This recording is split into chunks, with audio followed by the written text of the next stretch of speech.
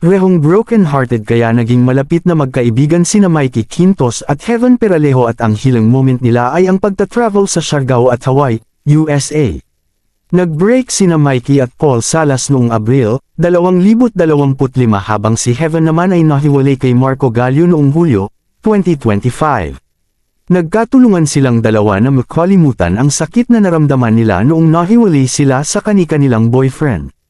At dahil super close ay nagkaroon ng chikang may something daw kina Mikey at Heaven kaya naman diretso silang tinanong ni Kuya Boy Abunda ng mag-guest sa Fast Talk online show ng King of Talk. Are you in a romantic relationship, yes or no? Tanong ni Kuya Boy. Aware naman ang dalawang aktres na may ganung chismis sa kanilang dalawa na nababasa raw nila sa internet pero dinedma lang nila.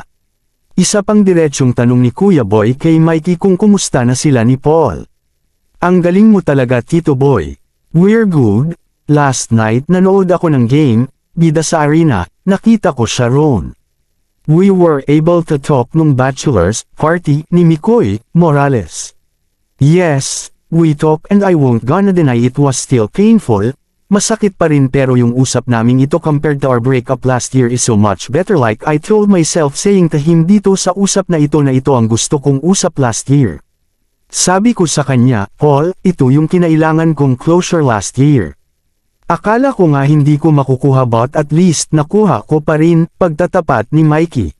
Friends pa rin ba sina Heaven at Marco?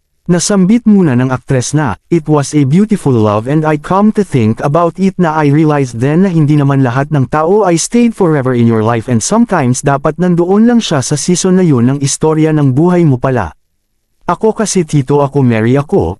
Akala ni Heaven doon magtatapos, so, maybe nagkaroon ng miscommunication, or maybe hanggang ganulan lang talaga and that's fine.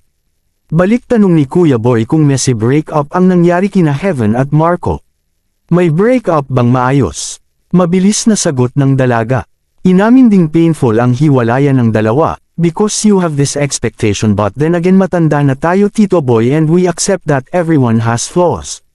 Ako rin naman and siya rin and maybe hanggang doon na lang kami and it's fine kasi at some point minahal namin ang isa't isa the best that we can, paliwanag ni Heaven. Sa tanong kung naghahanap ba ang magkaibigan ng boyfriend, say ni Mikey, we're just happy and not looking for it but if he comes, very welcome.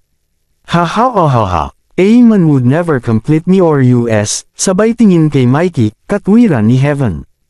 At ang trademark question ni Kuya Boy sa guests niya, lights on, lights off. Ako off muna wala pa tumawang sagot ni Heaven.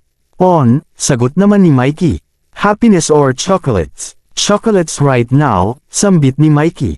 Sana may happiness. Hahaha, say ni Heaven. At, anytime, ang sagot ng magkaibigan sa tanong kung anong best time for chocolates and happiness.